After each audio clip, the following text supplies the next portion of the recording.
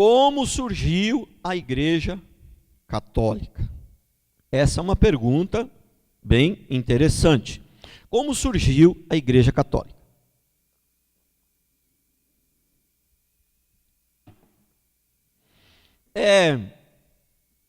Todos têm muitas dúvidas em relação à Igreja Católica. Quando ela começou?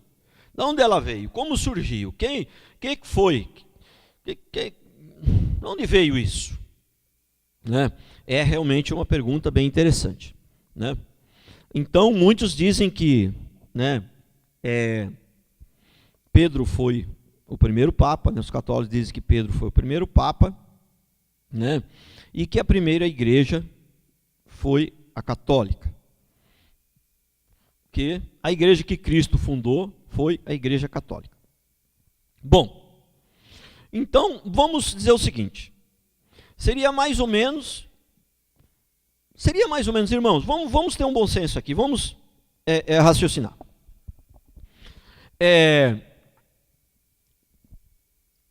Cristo fundou a igreja, né? Todos nós, seja evangélico reformado, seja evangélico mais tradicional, seja evangélico pentecostal, seja católico, todos nós concordamos que quem fundou a igreja foi Cristo.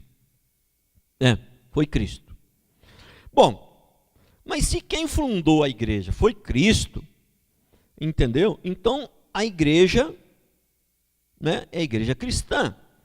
Mas alguns dizem que quem fundou a igreja foi Pedro. Mas se quem fundou a igreja foi Pedro, então a igreja não deveria se chamar igreja cristã, ela deveria se chamar igreja pedrina. Porque seria mais ou menos o seguinte: quem fundou a Fundação Ayrton Senna? Aí eu pergunto, quem fundou a Fundação Ayrton Senna? Bom, a Fundação Ayrton Senna, quem fundou foi o Nelson Piquet. Mas espera aí. Mas se ela se chama Fundação Ayrton Senna, porque foi fundada pelo Ayrton Senna. Se fosse fundada pelo Nelson Piquet, ela se chamaria Fundação Nelson Piquet. Então, se foi Pedro que fundou a Igreja Católica, que fundou a igreja, melhor dizendo, se foi Pedro, então ela se chamaria Igreja Pedrina, ela se chama Igreja Cristã, porque ela foi fundada por Cristo. Né? A igreja foi fundada por Cristo, né, e pelos apóstolos, lógico, né? E quem eram os principais ali da igreja?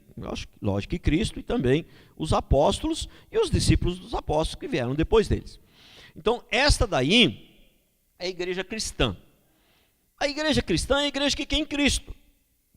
E a igreja que crê em Cristo é a igreja que crê no Evangelho. Então, por isso, igreja cristã tem que ser igreja evangélica. Porque como que você vai crer em Cristo e não crer no Evangelho? Não. Muitas pessoas dizem, não, eu sou cristão, mas não sou evangélico. Mas não tem como. Porque ser cristão é crer no Evangelho de Cristo. Não tem como eu ser cristão e não ser evangélico. Isso é impossível. Ser cristão é crer no Evangelho de Cristo. Como que eu vou ser cristão e não ser evangélico? Então a igreja cristã é a igreja evangélica. A igreja evangélica é a igreja que foi fundada por Cristo e pelos apóstolos. E ela durou 3 séculos. 3 séculos e pouco, um pouquinho mais. Né? No ano 312, Constantino, que era o imperador, né, da época, imperador romano, ele se declarou cristão. Ele se declarou cristão. E aí, quando ele se declarou cristão, a partir daí, Roma começou a entrar na igreja católica. Roma começou a dominar a igreja católica. Então, a igreja católica não tem um começo. Não tem um dia em que ela começou. O que nós podemos afirmar é o seguinte, que a primeira pessoa a ser chamada de Papa, eu não me lembro exatamente o nome dele, mas a primeira pessoa a ser chamada de Papa foi no ano 538. Os 12 apóstolos, eles não ungiram outros apóstolos, eles não ungiram nenhum Papa, né? E eles também não ungiram nenhum outro apóstolo. Eles ungiram bispos, eles deixaram bispos, né? E o bispo é um supervisor, né? Então eles deixaram esses bispos. E cada região tinha um bispo que tomava conta. E o bispo de Roma, por ser uma região maior, uma região mais poderosa, mais, né, imponente ali, Roma, então o bispo de Roma, ele era um que tinha mais autoridade. Os bispos que estavam em regiões maiores, eles tinham mais autoridade. E o bispo que tinha mais autoridade era o bispo de Roma. Mas até aí, até o 3º século, até o 4º século, não existia um líder máximo, né? A autoridade era dividida entre esses bispos. Cada um tinha autoridade. E lógico que tinha quem estava numa região maior, tinha um pouco mais autoridade. Então, a autoridade ela era distribuída. Entendeu? Mas aí, com a influência de Roma, quando Roma foi entrando por ocasião de Constantino, que se declarou cristão, né? Ele, em 312, ele se declarou, no ano 312, se declarou cristão. Por essa ocasião, então, Roma foi entrando na Igreja Católica. Então, eu diria mais ou menos o seguinte, que a Igreja Cristã de Cristo, ela acabou tendo uma transição e se transformou na Igreja Cristã Católica Romana, né? E essa transição, eu diria que aconteceu do ano 312, por ocasião de Constantino ter se declarado cristão, até o ano 538, que foi quando o primeiro bispo de Roma foi declarado papa. Esse nome foi usado pela primeira vez, papa, né, no ano 538, para chamar o bispo de Roma. Então, esse período, eu creio que ali passou a ser, né, a igreja, então, cristã, né, católica romana. A igreja cristã de Cristo passou a ser a igreja cristã católica romana.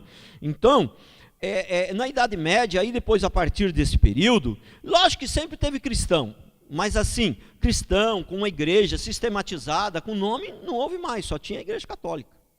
Só tinha a igreja católica, não tinha mais a igreja de Cristo. Quer dizer, os cristãos verdadeiros saíram. Por quê? Os cristãos verdadeiros não concordavam com as heresias, então, né, e o Império Romano foi tomando conta, por isso começou a se chamar, então, a Igreja Católica Romana, porque ela foi comandada por Roma, era Roma que estava à frente.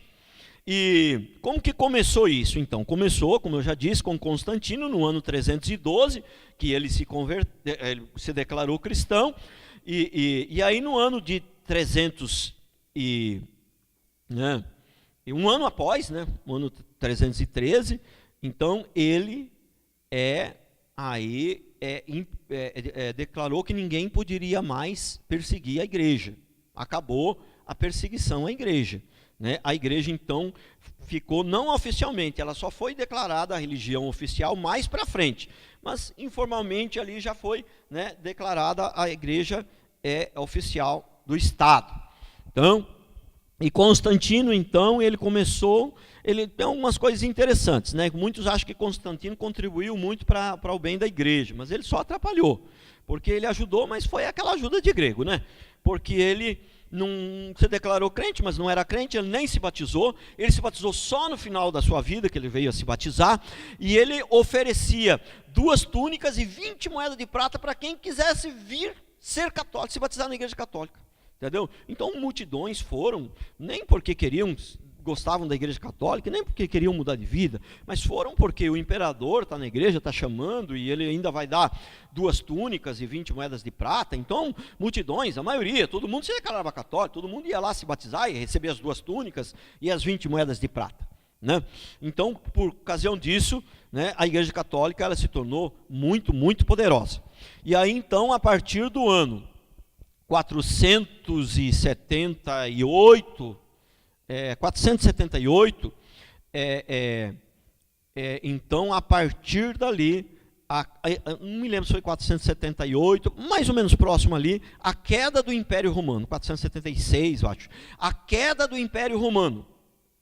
E a partir então da queda do Império Romano, foi então que o Papa, não era chamado de Papa ainda, foi só no ano 538, mas foi aí que então o bispo de Roma já começou a ter muitos poderes, né? Ele começou a ter muitos poderes, aí Roma tomou conta. A partir da queda do Império Romano, Roma realmente tomou conta da igreja que era a igreja que Cristo começou através dos apóstolos, a igreja cristã de Cristo, né?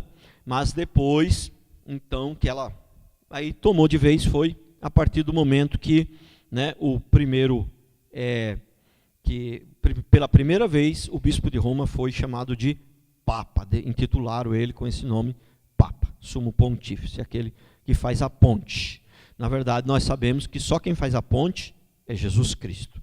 O único Sumo Pontífice é Jesus Cristo. Não existe Sumo Pontífice. Amém?